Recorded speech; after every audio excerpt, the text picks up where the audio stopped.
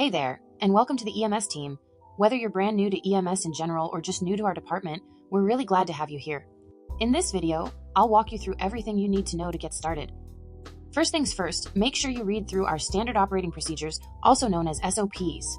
These are located on our website, and they lay out all our expectations, treatment procedures, codes of conduct, and more. Please don't skip this. They are crucial for doing your job the right way. Now let's go over some quick do's and don'ts we often see on the job. Do communicate with your patient and confirm injuries before transporting. Do not instantly revive or rush scenes without role play. Do keep the scene as medically accurate as possible. Do not drag out the treatment to the point the patient gets frustrated. Do try to use all your context clues and work to the best of your ability to show them what you are doing, whether it be /me actions or just tell them what you are doing to treat them. Do not force them to act it out exactly how you are or refuse to treat them until they do back. Some people have dyslexia or don't fully understand what to do. Do stay in character and keep things realistic. Do not joke around at active scenes or use EMS powers for trolling. Remember, you're representing the department, professionalism matters. Here's a breakdown of our roles and ranks in EMS. From trainees to chiefs, each role has responsibilities and growth potential. Later, you will also be able to try for special certification roles like flight cert and trainers. These require extra training, but offer new tools, permissions, and responsibilities. This photo will give you a quick look at what each rank does.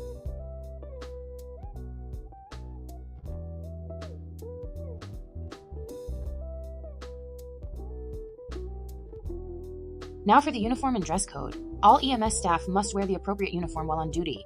When you start your first shift, a trainer will be able to share the outfit code with you to get you into the correct uniform. Always look presentable and stick to your assigned dress code laid out for you.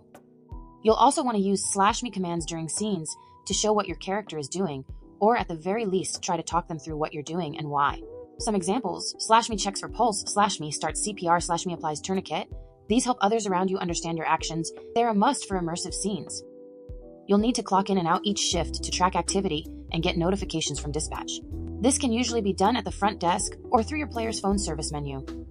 You'll also need to know where to get your medical supplies. We have a supply station located behind the locked break room where you can grab things like med bags, health kits, tasers, medication, defibrillator, etc. These items located here are only for EMS use. Nothing here should ever be robbed off you or given to any other person besides the bandages. Learn what each item does and only carry what you need and are given permission to have on you.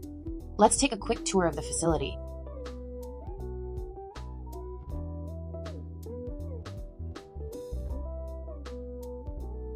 This is the treatment room, where we handle most of our walk-ins and ambulance cases. This should be the only room you use starting out, besides one other location we will cover in just a second. Next is the surgery wing. This is where we handle major operations or life-threatening injuries. Be sure to properly role-play pre-surgery prep, and only those with a doctor role or higher can perform these surgeries.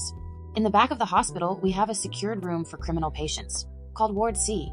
These are individuals both brought in by you when it's a stabbing or gunshot wound, or by law enforcement who still need treatment, but must be kept isolated for everyone's safety. Only treat them with PD nearby. If no PD is on, treat them in the normal room, but note it in the MDT. Next, let's go over your in-game controls and menus. Depending on your server, you'll use menus like clicking your third eye key and aiming on a person, F6 or F10, to access EMS options. These may include things like diagnose, revives, healing, or sedating. I will show you all three of them in that order. From third eye to F6 to F10, that way you see all three options and can determine the easy use for yourself. After that, you will then diagnose your patient to see what wounds they received. I strongly recommend F6 for diagnosing, since it makes it the easiest to tell what happened to your patient.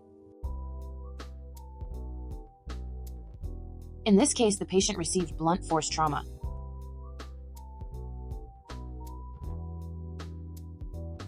After you find out the cause, you can perform a revive on the patient. Although there are none shown in this demonstration, you need to use /me commands to show the patient what is happening and what is being done.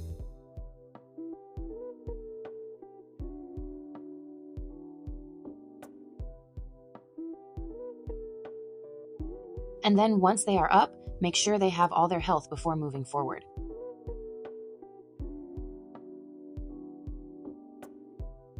Next, let's go over billing.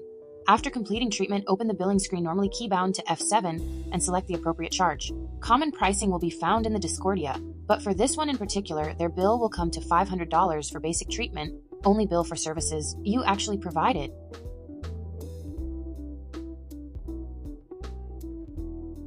It's also important you bill the right person. And on to Ward D, here's where to access our garage and helipad. You'll spawn your ambulance and helicopter down in the garage, but if you're riding with someone in a helicopter, then take the right elevator to meet them up there. I will show the helicopter part shortly. As long as you are clocked in, you will be able to pull your ambulance from the garage found here.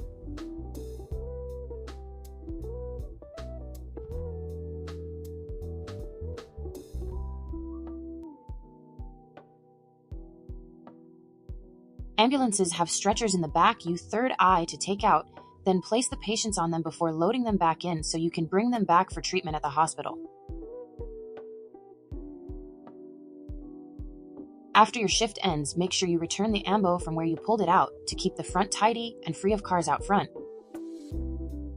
Also note that you have access to a personal garage here too.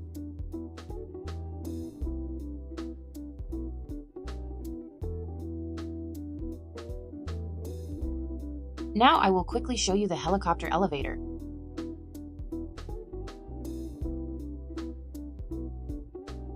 This is the end of your crash course training for now. Thank you so much, and if you actually finished this, type this below. I am EMS ready.